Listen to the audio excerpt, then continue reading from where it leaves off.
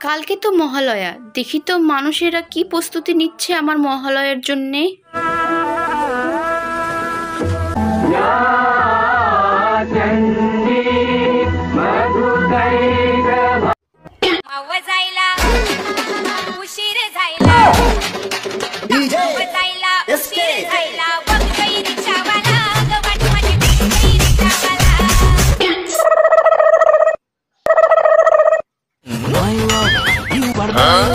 दीवाना तुम्हार प्रेमे एनर्जी गोला इट्स 100% love এ কি চলছে পৃথিবীতে?